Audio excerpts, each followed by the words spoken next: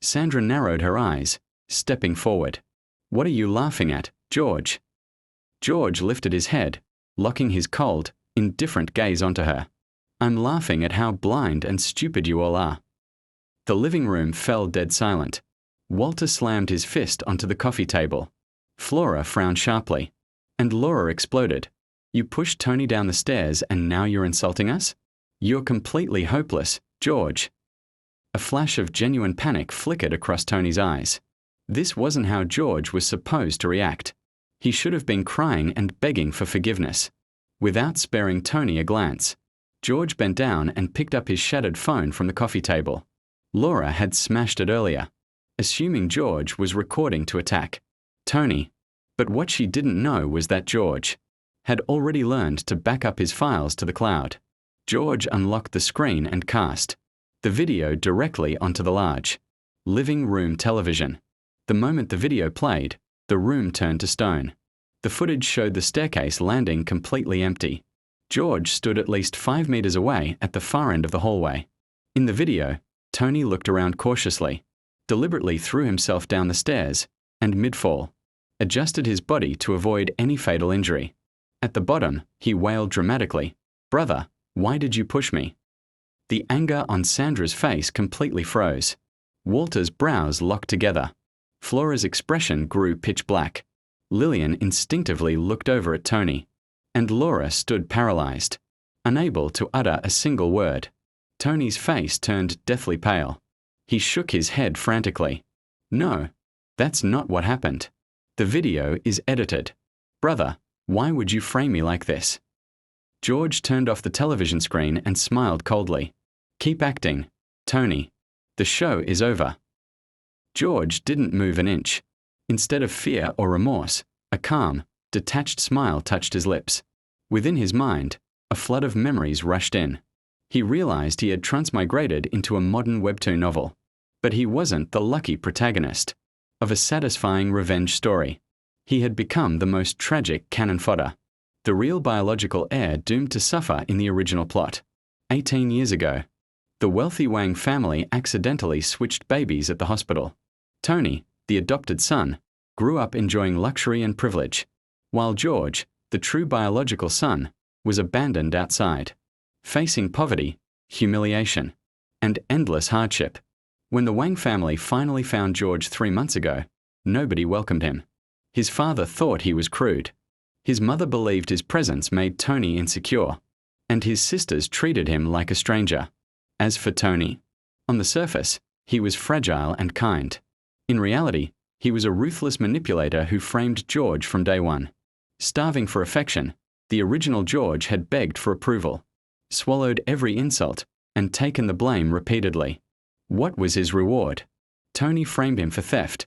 His fiancée publicly broke their engagement. His artwork and projects were stolen. And finally, during a stormy night, Tony orchestrated a fatal car crash. As George lay dying, he called his family. No one answered. Laura's final text message read, "Stop pretending. Tony is still in the hospital. Can you stop causing trouble?" George touched his aching cheek.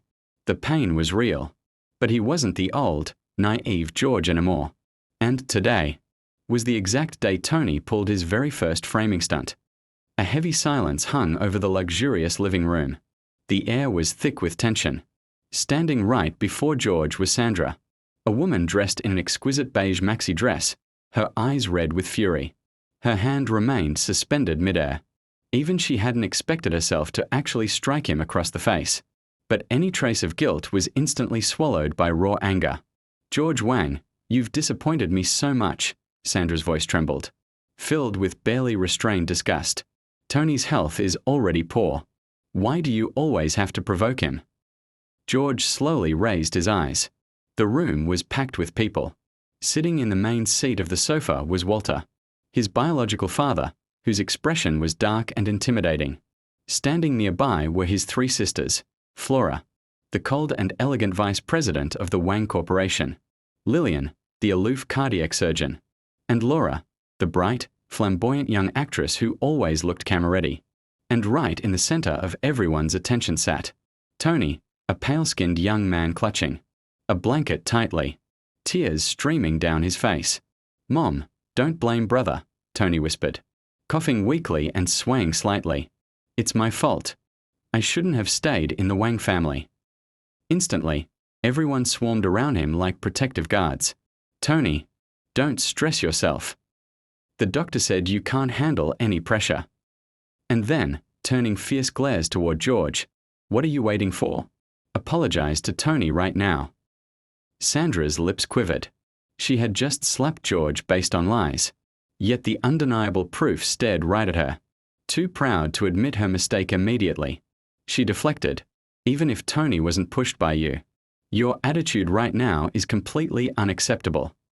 George let out a dry, mocking laugh. "Ah, so the truth doesn't matter. What matters is that my attitude hurts your feelings." He picked up his coat from the sofa and turned toward the door.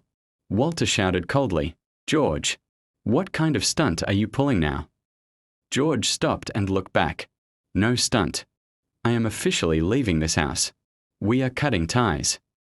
Laura sneered derisively. "Cut ties? Who do you think you're scaring? Do you think the Wang family estate is a hotel you can check out of whenever you want?" George replied with absolute calm, "Do you really think I care about staying here? The room I was given was a cramped guest space right next to the utility storage, furnished with Tony's discarded junk. As for money..." He tossed a sleek black supplementary card onto the table.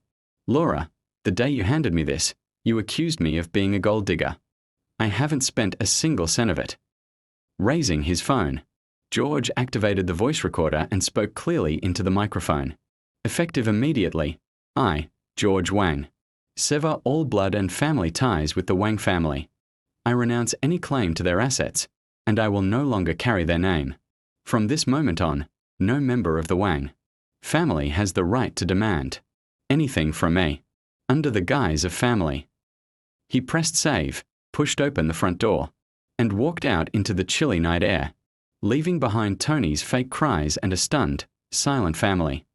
Deep in the city, inside a quiet budget hotel room, George sat in front of his laptop. He knew exactly what was coming next. 3 days from now, the prestigious Liu family banquet was scheduled, the event where his arrogant fiancée, Willow Liu, planned to publicly humiliate and dump him.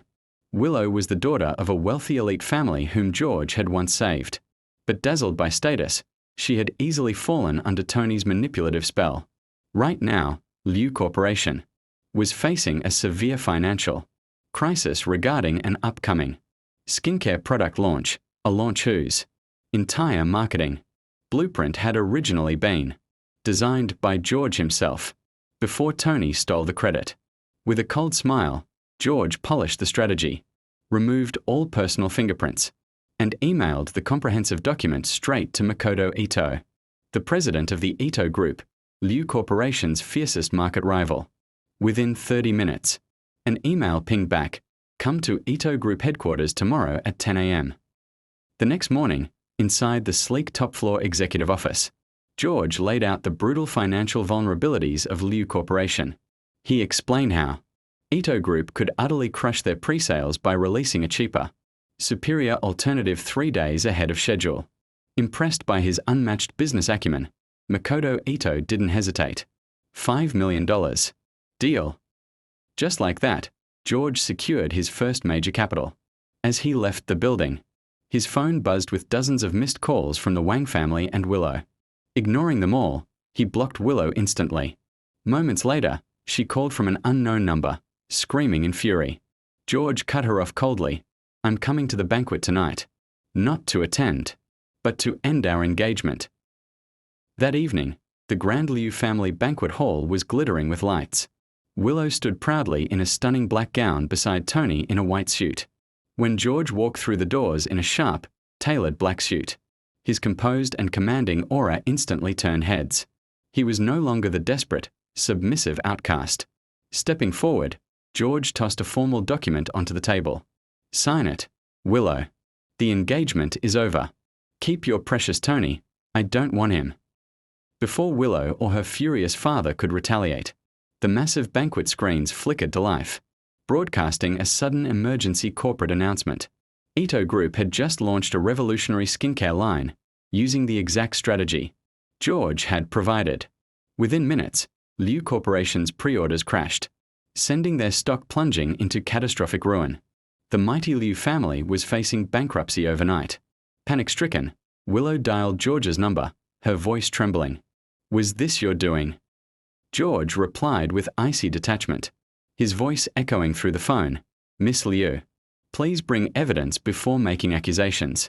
And if you're calling for business consulting, my rate is $1 million per minute." Click. He hung up the call. Standing by the window, looking out over the glittering skyline of City A, George smiled. The toxic shadow of the Wang family, Tony's schemes, and Willow's arrogance were all left far behind. The true heir's rise had just begun, and the crown was finally his.